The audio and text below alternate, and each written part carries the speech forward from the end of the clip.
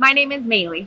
I grew up in a Buddhist family. My biological father left when I was 18 months old, and I was raised by my mother. And then she had met a man, and he became my stepfather.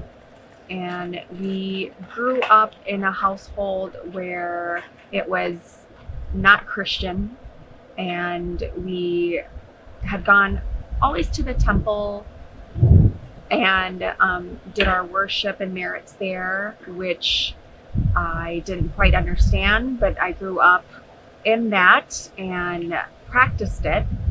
And then I steered away from that and became interested into witchcraft, New Age, and just a lot of different things. I was about in my my mid 20s. I was looking for love, joy, peace. I was looking for those things, and I thought that's what it was. But I didn't know what I was getting myself into. A lot of darkness, a lot of evil that overcame. Yeah, I've been married twice, and my last marriage, I was married to a man that was in this religion called Santeria. He introduced me to the religion and told me that there was gods and goddesses in the religion and that we would have to do animal sacrifices. And I participated in that. At first, in the beginning, I did not want to do that. I knew that I didn't want to, but I eventually got married to him, and then I had to help him since I was his wife.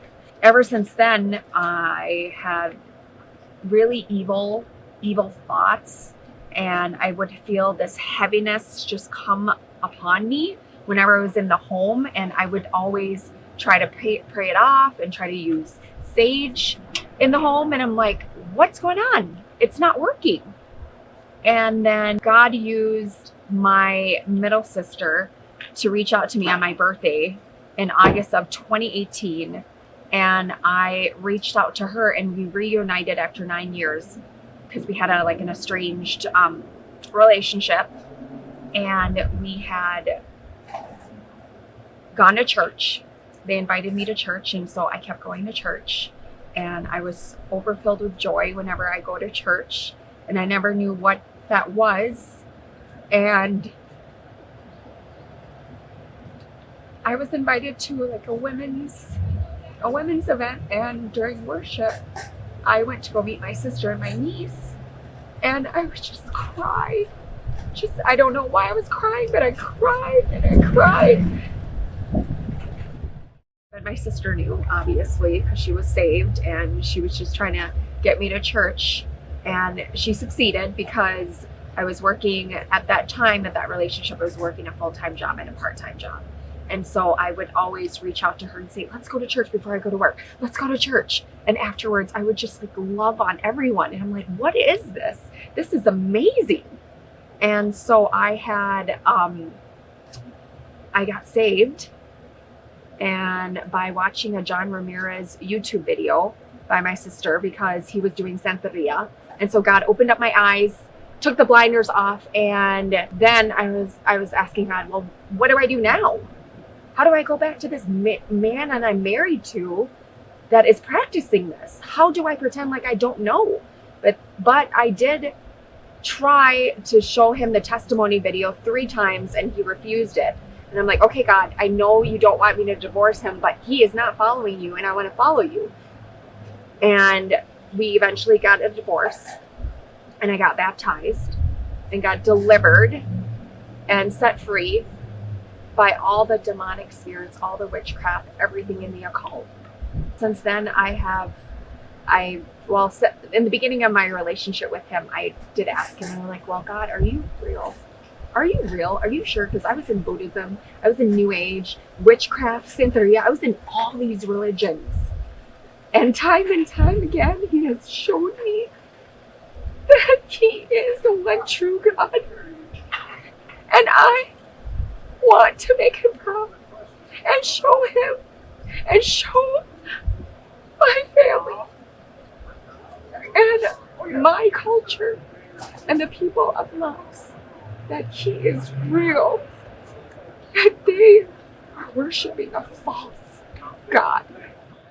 It's a journey, but I know that it's gonna be good. I was 19, foolish, not making good decisions. I spoke to a man online, went to his place, and I didn't want to do anything, but it did happen, and I ended up being pregnant, and I didn't know what to do because I was alone, and so I decided to have an abortion. And one of my girlfriends brought me to the clinic and I had that done. And then I got married and attempted to have a child with my first husband. And it ended up with a miscarriage. And then I had my son with him. During that time, I was kind of relieved that it was happening, that it did happen, because I didn't feel I was equipped to raise a child at that time. Emotionally, I was selfish and I was just only thinking about myself.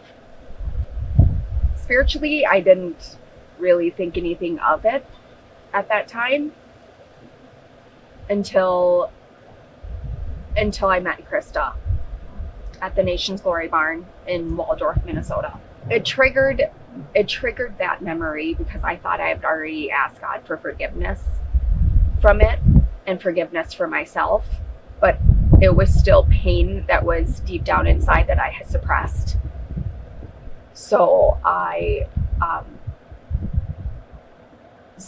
had told my testimony in front of everyone during that time and know that Jesus has redeemed me and he's made me new because of that. I'm currently in a healing season right now with him. He's currently trying to mend everything that the enemy took from me and attacked me and tore me apart. He's mending me right now.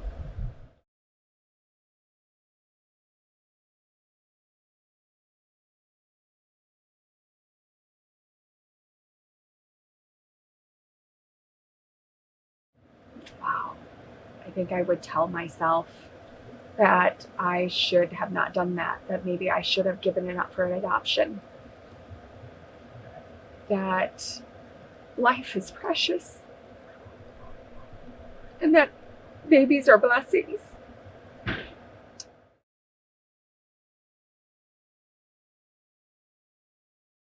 I love you, and I'm sorry for what I did. Please forgive me.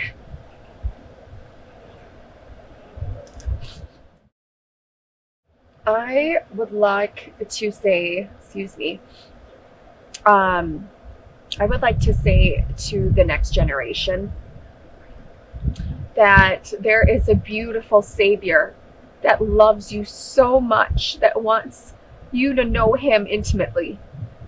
And if there's any type of anxiety or depression or anything else that you're dabbling in, drop that and run to him and run into his arms. He will show you the truth. He will show you the truth.